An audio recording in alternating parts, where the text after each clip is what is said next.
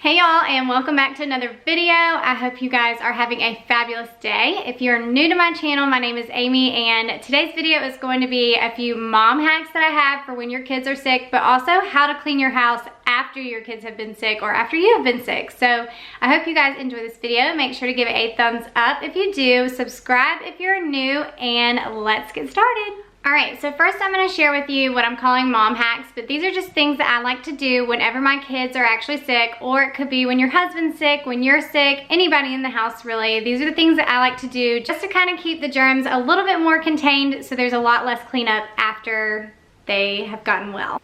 The first tip that I have for when someone is sick in the house is to keep that person contained into one spot. So have a sick area that is designated for that person other than their bed when they're sleeping. So our designated spot is in the living room on the couch, and I will just take a blanket and throw it across the couch. This kind of keeps the germs from spreading as much all over the place. And they are in one spot. They're not walking around the house, traveling with toys or whatever. And then if they are throw up sick or something like that, then I will always put either a towel, or you could even put puppy pads, things like that, on the carpet right beside the couch to keep it from getting vomited on or anything like that. But we choose to do our living room because our TV is in there and it's a good area where they can have some toys, and also they can rest and get some sleep if they needed to as well. My next tip is to pick certain toys to put in a basket that they can be using while they are sick, that's in that designated area. That way they're not constantly using different toys and taking them from different rooms in the house and spreading germs and all of that, and it makes it so much easier to know which toys they've touched after they've been sick, and that way you can clean those up. I also try to keep the stuffed animals to a minimum. I usually let them have one stuffed animal when they're sick, just because those are always a little bit harder to clean, and then the rest of them would be easy to clean up with like Clorox wipes or even some Lysol spray, something like that, after they've gotten well. My next tip is to only let them use one bathroom in the house. This is kind of the same thing where you're containing the germs into one bathroom instead of spreading it all over where everybody's using the bathroom, and then giving them their own hand towel for like when they wash their hands or when they are drying off their mouth after brushing their teeth, things like that. So that way they're not using the same towel that everybody else is using when they dry their hands off. Another hack that I've been using that I found on Pinterest years ago is to track their medicine on their actual medicine bottle. So whenever you give them a dose, you just track it right there on their medicine bottle, and you never forget when the last time was that they had their medicine, and you can also see exactly when it's time for them to be done, and you can throw it away. Another tip that I found on Pinterest a few years ago was to take an empty tissue box and use a rubber band to attach it to the full tissue box, and that way whenever they're constantly using tissues, you don't have to take them to the trash can, they don't have to get up, they just stick it into the empty tissue box and they use that as their trash can. Alright, so those are all of my tips for when someone in your house is sick. Now we're going to talk about things that you need to be cleaning after the sickness has ended.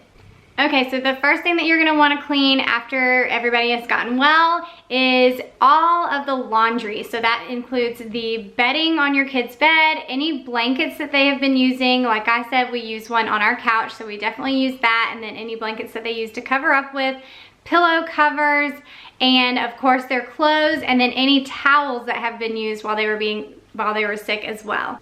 Now, when you're washing your laundry, you want to make sure that you have it set to the highest temperature setting, so that way it's super hot water, it's killing those germs, as long as the garment allows. Now, if you're doing clothing and you have to wash it in cold water or warm water or whatever, then just make sure to use some type of additive so that it is killing those germs. I like to use Clorox bleach, you guys know that, and it'll just help get rid of all those germs. The next thing that you want to do is throw away that nasty toothbrush. I know a lot of people try to clean it afterwards, and there are some solutions that you can use. I just prefer to throw it away because toothbrushes are so cheap. We get ours from the Dollar Tree, so I will just go ahead and replace that toothbrush as soon as they are well. We try to keep a stack of extra toothbrushes on hand just in case we ever need them anyways, so we've always got extra toothbrushes in our house.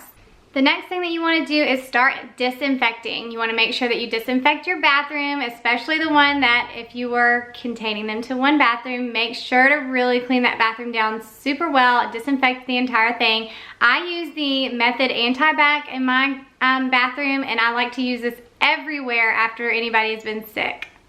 Next, you want to go around and disinfect anything and everything that has been touched, and I like to use Clorox wipes for disinfecting, but you can use whatever you want.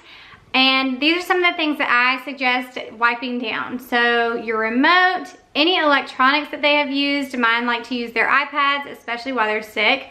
Doorknobs, light switches, the kitchen cabinets, the knobs in the kitchen or the pools in the kitchen as well.